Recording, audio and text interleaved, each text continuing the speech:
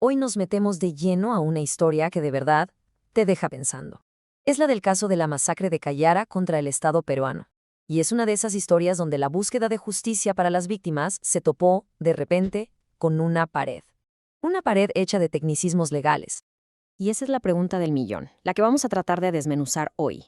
¿Cómo es posible que un caso tan grave sobre ejecuciones y desapariciones termine en un archivo no por los hechos, sino por las reglas del procedimiento? Vamos a ver qué pasó aquí. Fíjense, vamos a empezar por el final, porque es lo que hace este caso tan particular. El 3 de febrero de 1993, la Corte Interamericana de Derechos Humanos simplemente desestimó el caso Cayara. Y lo más increíble no fue que dijeran que la masacre no pasó, no, la razón fue que la demanda se presentó fuera de tiempo, un detallito que lo cambió absolutamente todo. Pero a ver, para que de verdad nos caiga el 20 del peso de esa decisión, tenemos que irnos para atrás. Hay que entender la tragedia humana que estaba en el centro de todo este pleito legal. ¿De qué se trataba realmente el caso Cayara?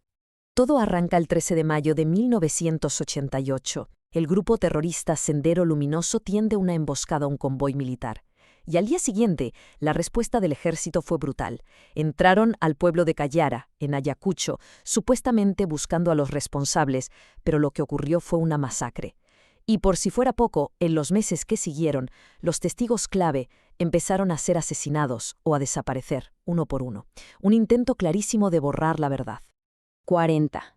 La demanda que llegó a la corte identificó a 40 personas como víctimas directas. 40 vidas. Es súper importante que nos detengamos en este número porque representa la escala humana de la tragedia.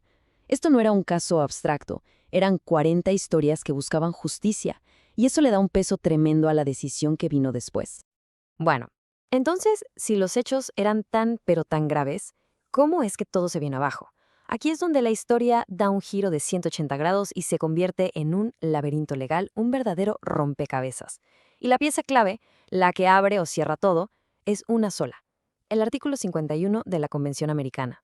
Miren, la regla en sí es súper simple, casi engañosa. El artículo 51.1 dice esto.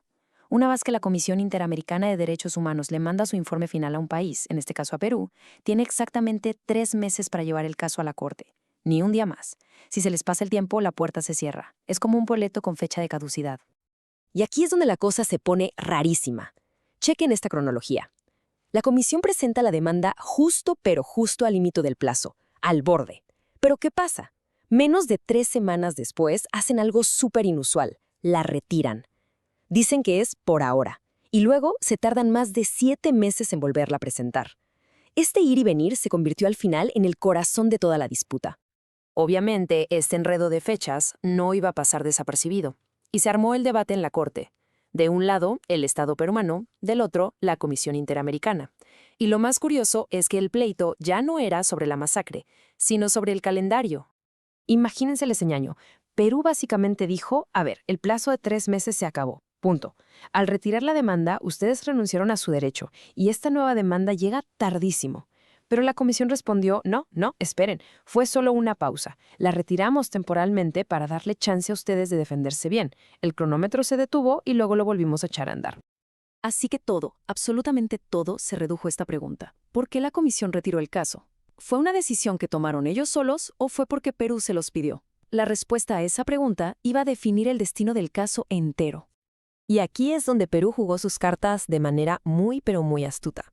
Dejaron clarísimo que ellos sí le pidieron a la comisión que no presentara el caso todavía para arreglar unos temas, pero, y aquí está el detalle clave, nunca solicitaron que lo retirara una vez que ya estaba en la corte. Para Perú, esa decisión de retirar la demanda fue algo que la comisión hizo por su cuenta, un acto unilateral. Con todos estos argumentos en la mesa, la Corte Interamericana tuvo que tomar una decisión. Y no era nada fácil, porque estaban chocando dos principios gigantes.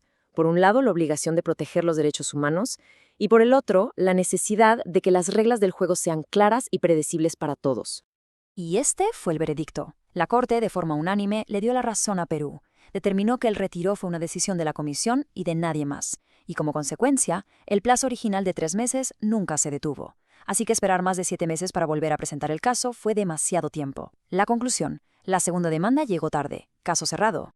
Y para entender por qué decidieron así, hay una frase en la sentencia que lo explica todo. De verdad es la clave. La Corte dice que tiene que haber un justo equilibrio. O sea, lo que nos están diciendo es, claro que queremos proteger a la gente, es nuestra razón de ser, pero no podemos hacerlo rompiendo nuestras propias reglas, porque entonces todo el sistema pierde credibilidad y autoridad. El resultado final es durísimo. Para las víctimas, fue un golpe terrible. El expediente se fue al archivo. Y esto es lo más importante. La Corte Interamericana nunca llegó a decir si la masacre de Cayara ocurrió o no. Nunca juzgó los hechos.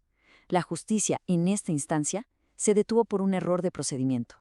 Entonces, ¿qué nos quedó de todo esto? Pues miren, por un lado, la puerta de la Corte se cerró para este caso. Pero, y esto es importante, la Corte también dejó una ventanita abierta. Dijo que la comisión todavía tenía otras herramientas, como publicar sus propios informes y recomendaciones sobre el caso. O sea, la justicia no murió por completo, pero se desvió por un camino mucho menos directo.